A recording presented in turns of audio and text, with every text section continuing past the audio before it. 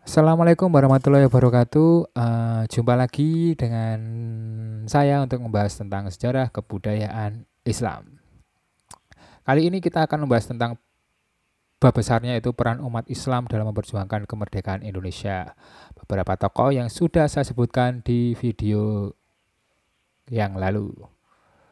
Salah satu andalan kaum penjajah adalah Davide et Impera atau yang sering diartikan politik pecah belah atau adu domba.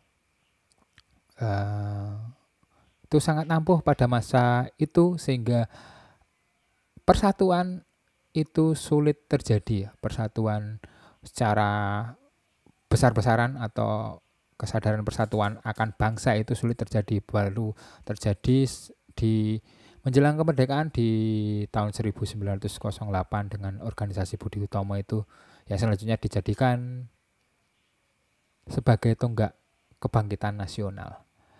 Sebelum itu lebih condong ke perlawanan secara teritorial ya, perlawanan secara teritorial. Pembahasan kali ini adalah Pangeran Diponegoro. Pangeran Diponegoro adalah putra sulung dari Sultan Hamengkubuwono ketiga. Ketiga berarti raja ketiga di Kesultanan Yogyakarta. Pangeran Diponegoro lahir pada tanggal 11 November 1785 di saat fajar atau sahur di bulan Ramadan pada waktu itu. Dari seorang ibu bernama Raden Ajeng Mangkorawati yang merupakan garwa ampean dari Sultan Hamengkubuwono III. Garwa ampean itu adalah selir ya. Garwo itu bojo kalau bahasa ngokonya. Garwo si garing nyawa. Belahan jiwa. Waduh. Yang Raden Ajeng Mangkorawati ini merupakan keturunan dari Ki Ageng Prampelan, ulama yang sangat disegani pada waktu itu karena keturunan masih memiliki darah ulama dari zaman kerajaan Mataram. Jadi sebenarnya walaupun dari darah ibunya merupakan seorang selir, tapi darah Pangeran Diponegoro ini cukup bisa dikatakan bangsawan dari bapaknya, tapi dari ulama dari ibunya. Seperti itu, dari campuran yang cukup memberi kelas sosial yang tinggi di mata masyarakat. Pangeran Diponegoro lebih senang tinggal di Tegalrejo ya. Tegalrejo itu tempat yang buyut putrinya, yaitu Gusti Kanjeng Ratu Tegalrejo. Karena di sana ia merasakan kehidupan keagamaan dan yang merakyat. Jadi lebih senang hidup merakyat. Pangeran Diponegoro terkenal memperdalam soal agama dan bahkan sering mengasingkan diri ke tempat-tempat yang jauh, mengembara seperti itu. Mungkin semacam gaya-gaya orang besar itu kayak gitu ya. Zaman Rasulullah itu kan juga sering berkhalwat. Diponegoro terkenal cukup mendunia, bahkan tidak hanya di Indonesia, karena perang Diponegoro yang terjadi selama 5 tahun yaitu 1825 sampai 1830. Kalau dari beberapa sumber termasuk dari buku Kemenak ini, bahwa pihak latar belakangnya adalah bahwa pihak Belanda memasang patok di tanah milik Diponegoro di desa Tegalrejo. Ini melewati makam leluhurnya katanya, kalau nggak salah, di jalan atau melewati tanah leluhurnya.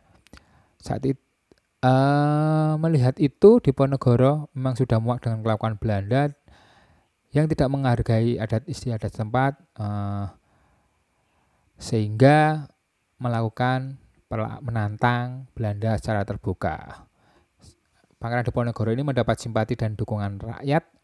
Terus Diponegoro menyingkir dari Tegalrejo dan membuat markas di sebuah gua yang bernama Gua Selarong. Gua Selarong ini letaknya di Bantul, Projo Taman Sari. Saat itu Diponegoro menyatakan bahwa perlawanan adalah perang sabil, perlawanan menghadapi kaum kafir. Semangat perang sabil yang dikobarkan Diponegoro membawa pengaruh luas hingga ke wilayah Pacitan dan Kedu. Salah satu tokoh agama di Surakarta, yaitu Kiai Mojo ikut bergabung dengan pasukan Diponegoro. Kiai Mojo ini dikenal sebagai ulama besar yang sebenarnya masih memiliki hubungan kerabatan dengan Diponegoro. Karena ibu dari Kiai Mojo itu adalah saudara perempuan dari Sultan Hamengkubuwono III yang merupakan ayah dari Pangeran Diponegoro. Dalam pertempuran antara tahun 1825 sampai 1826 itu kemenangan ada pihak Diponegoro karena semangat perang pasukan Diponegoro masih tinggi, siasat gerilya yang dilakukan Diponegoro belum tertandingi, sebagian pasukan Belanda masih berada di Sumatera dalam rangka perang Padri. Selanjutnya Belanda akhirnya melakukan muslihat. Seperti biasa, Belanda mengejar berbagai siasat untuk menumpas menghentikan perlawanan Diponegoro. Pada tahun 1829, Pangeran Mangkubumi dan Ali Basa Sentot Prawirodirjo mengambil keputusan menyerahkan diri sebelum dikalahkan. Sampai tahun 1829, sekitar 2.000 pasukan Diponegoro telah 200.000 pasukan Diponegoro telah gugur. Oleh karena kondisi semakin mendesak, maka Diponegoro bersedia untuk melakukan perundingan. Pangeran Diponegoro kemudian dalam perundingan itu dicurangi atau disiasati, akhirnya ditangkap, kemudian dibawa ke Manado pada tahun 1834. Kemudian dipindahkan ke Makassar sampai beliau wafat di sana di tanggal 8 Januari 1855. Demikian pemaparan dari buku PDF Kemenak. Seperti itu, bisa dibaca sendiri sih sebenarnya. Saya cuma membaca dari buku itu kok. Tapi ada catatan dari Peter Carey sejarawan asal Inggris yang lebih dari 30 tahun meneliti tentang Pangeran Diponegoro. 30 tahun sausia aku rek. Ia meneliti dari beberapa sumber dari catatan Inggris, catatan Belanda, dan juga catatan lokal. Jadi sumbernya sangat-sangat kuat, sumber primernya. Dalam perang Diponegoro itu, atau disebut juga perang Jawa, yang disampaikan tadi adalah urusan patok ya, urusan tentang jalan, pelebaran jalan. Namun menurut Peter Carey, Diponegoro muda itu hidup pada masa terjadinya revolusi di barat, revolusi Prancis, revolusi Inggris, hidup di masa penuh gejolak. Apalagi pada waktu itu Danellis, orang Prancis, Raffles, orang Inggris, datang ke Jawa dengan membawa tentara Sepoy itu tentara India, untuk menaklukkan daerah sekitar Jogja itu dengan sangat brutal. Pemberontakan Diponegoro sebenarnya bukan masalah jalan, bukan juga keinginan Diponegoro menjadi sultan. Lebih dari itu, sebenarnya isu-isu tentang kepribadian Jawa ya. Ia ingin masyarakat Jawa itu dihargai. Pangeran Diponegoro bahkan memberi tawaran, silahkan kembali ke negerimu, tapi kita bisa berteman dalam perdagangan. Atau jika ingin menetap, silahkan hidup di pesisir, yaitu di Batavia dan juga Semarang. Semarang itu yang kota tua sekarang itu ya. Hidup di sana, silahkan mendirikan gereja, tempat ibadah, pendidikan, atau sosial seperti kalian biasanya, tapi dengan syarat jika menyewa tanah, silahkan dibayar dengan layak. Jika berdagang, silahkan membeli dengan harga yang sesuai seperti yang semestinya. Tidak menggunakan cara licik politik dengan menguasai pemimpin setempat, selanjutnya melakukan monopoli dan membayar seenaknya. Intinya kan pemberontakan Diponegoro itu karena adanya tingkah laku kaum kolonial atau orang Belanda itu seperti itu, sehingga Diponegoro memberontak itu. Lebih ke harga dirinya atau martabatnya sebagai orang Jawa itu sudah diinjak. Jadi kalau menurut Peter Carey ini tidak hanya masalah pelebaran jalan yang mengganggu tanahnya saja, alasannya lebih jauh lagi. Karena juga Diponegoro mengalami atau mengetahui adanya gejolak di barat, revolusi-revolusi itu kan juga secara tidak langsung mengajarkan bahwa tidak ada sistem kelas ya di sosial itu.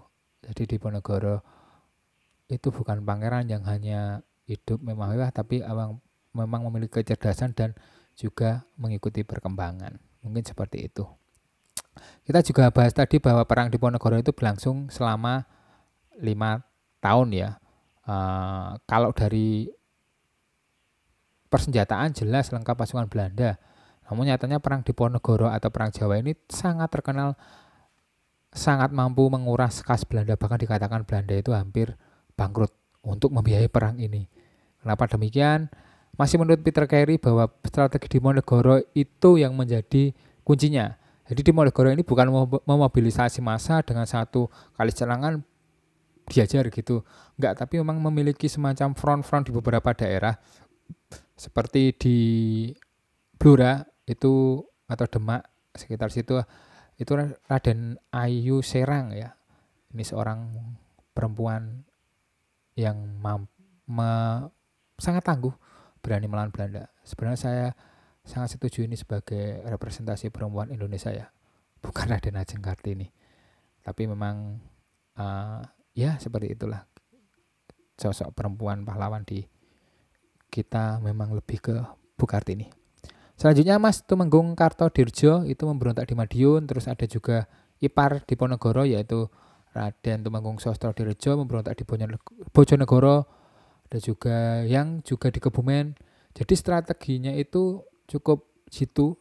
Selain itu penguasaan Medan menjadi salah satu kuncinya. Jadi pasukan Diponegoro kan orang Jawa dan tahu tentang seluk-beluk medannya. Jadi tinggal dimanapun bisa, tidur dimanapun bisa, makan apapun bisa. Itu beda dengan orang Belanda ya, meski memiliki persenjataan yang lengkap, namun beradaptasi dengan lingkungan atau medan itu cukup susah. Jadi ada beberapa pasukan, bahkan cukup banyak, ada yang mengatakan bahwa 50% tentara, 50-70% pasukan Belanda itu meninggalnya bukan di medan perang, tapi memang beradaptasi dengan lingkungan itu susah. Jadi banyak yang sakit. Ya, seperti itu intinya Pangeran Diponegoro itu memang rebel yang jenius, tapi ya dengan strategi perang yang cukup brilian. Diponegoro adalah masanya sangat jauh dengan pergerakan kemerdekaan. Namun pasca wafatnya beliau itu sekitar satu abad lebih itu ia menjadi ikon sebuah perlawanan terhadap bangsa kolonial. Insulinde, organisasi lanjutan dari Indische Partai ya. Indische Partai tahu ya, yang 3 serangkai itu Dawes Dekker, Cipto Mangunkusumo dan Ki Hajar Dewantara. Organisasi lanjutannya itu pernah berkongres di Semarang pada tahun 1913 itu dalam pidatonya menggunakan Diponegoro. Jadi berjudul pidatonya itu Diponegoro sebagai freedom fighter. 5 tahun kemudian melakukan kongres lagi di Bandung, itu juga menghadirkan Diponegoro kali ini dengan sosok gambar potret ya. Jadi ada gambar Diponegoro dalam kongres tersebut sebagai bentuk atau lecutan semangat untuk mengikuti semangat perlawanan beliau. Partai Komunis Indonesia PKI juga menempatkan Diponegoro sebagai sebagai simbol anti-imperialisme ya. Saya ulangi, menempatkan Diponegoro sebagai simbol anti-imperialisme. Hein Sneflit, pembawa komunis ke Indonesia, itu menulis artikel tentang revolusi Rusia di koran The Indier pada tahun 1917. Itu menyatakan bahwa orang-orang Jawa harus mengadopsi Diponegoro sebagai contoh yang ideal.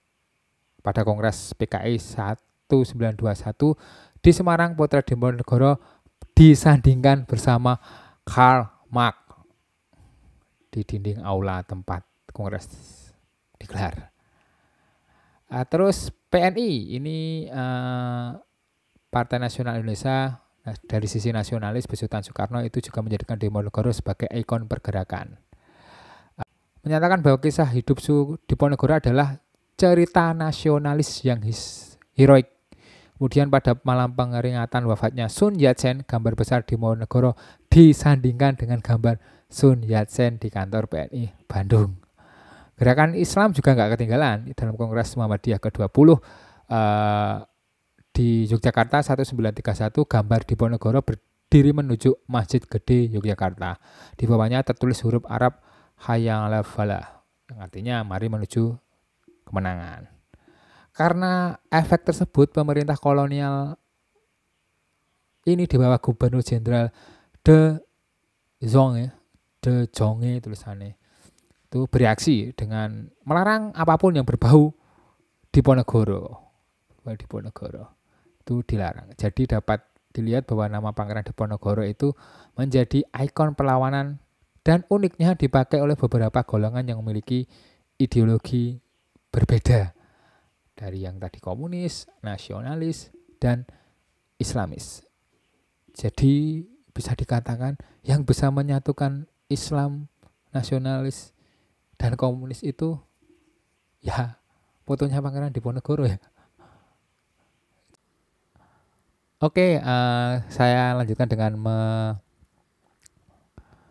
menyampaikan pertanyaan dari teman-teman yang kemarin sudah dituliskan di kolom komentar video sebelumnya. Kali ini saya pilih 2 dulu ya, yaitu dari 2 putri kita, Putri Intan dan Putri Nuzuli. Putri Intan dulu, apakah perang Diponegoro adalah perang pertama yang diikuti oleh Pangeran Diponegoro? Aduh, ini pertanyaan ini 100% saya tidak tahu, mohon maaf. Karena setahu saya yang dalam memori saya ya, dalam memori ingatan saya itu cuma di perang Diponegoro yang saya baca. Mungkin nanti kalau saya udah baca lebih dalam ada lagi mungkin saya sampaikan, tapi intinya di situ sih, saya tahunya di situ. Saya punya buku dari Peter Carey yang Takdir itu, tapi saya belum baca ya. Aduh, mohon maaf ya Putri untuk ini jawabannya kurang memuaskan. Selanjutnya Putri Nuzuli, ini cukup banyak pertanyaannya. Umat Islam memperjuangkan kemerdekaan itu dimulai tahun berapa ya Pak? Dimulai pertama kali oleh siapa? Dan perlawanan awalnya apakah langsung dengan peperangan atau bagaimana Pak? Nah, perlawanan itu dipicu oleh apa Pak? Seperti itu. Maaf kebanyakan tapi sepertinya satu kesatuan ya Pak. Hehehehehe. Oke, kalau dimulai kapan dan pertama kali siapa? Kalau dari tahun saya tidak bisa memastikan, tapi mungkin sejak adanya keculasan dari bangsa asing dalam ranah perdagangan ya ini. Zaman Kerajaan Demak sudah, nanti ada konflik antara Demak dan Portugis dengan Pati Unusnya yaitu. Terus ke berikutnya antara Cirebon atau Sunan Gunung Jati dengan Portugis juga, itu di Sunda Kelapa. Nanti akhirnya Portugis diusir sampai jadi sejarah lahirnya kota Jakarta itu di 22 Juni. Tuh. Tapi memang perlawanan pada waktu itu cenderung ke kesadaran teritorial. Perlawanannya ada kesadaran teritorial. Jadi wilayah mereka diusik atau kedudukan mereka diusik, para pribumi itu melakukan perlawanan. Belum ada kesadaran yang persatuan total. Jadi ada beberapa dari beberapa wilayah bersatu untuk melawan kaum penjajah. Itu belum ada. Itu baru ada ketika nanti menjelang kemerdekaan. Makanya Budi Utomo itu dijadikan sebagai tonggak kebangkitan nasional karena adanya kepercayaan bahwa dari Budi Utomo itu sudah muncul kesadaran dari berbagai wilayah untuk bersatu melawan kaum kolonial. Jadi tanggal 20 Mei 1908 yaitu berdirinya. Setiap tanggal 20 Mei dijadikan sebagai Hari Kebangkitan Nasional. Latar belakangnya seperti itu. Bukan berdasarkan latar belakang Budi Utomo sebagai organisasi pertama di Indonesia, tapi karena ada semangat kebersamaan dari berbagai suku atau berbagai agama campur di situ. Kalau dari segi organisasi sebelumnya sudah ada organisasi Islam yaitu Sarekat Dagang Islam sebelum lahirnya Budi Utomo. Jadi Budi Utomo itu sebagai itu ya.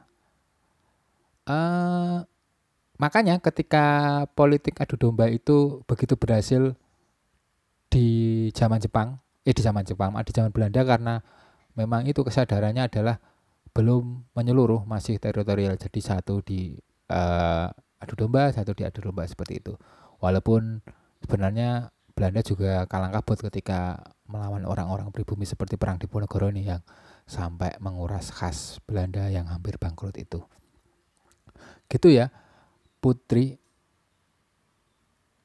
Perlawanan apakah langsung atau peperangan? Bagaimana? Sebenarnya tidak langsung peperangan ya, tapi ya karena tadi ada sesuatu yang dilanggar, pasti ada peperangan itu sendiri. Kebanyakan kan ketika perang Belanda itu ada beberapa kasus perang tidak langsung menang ya.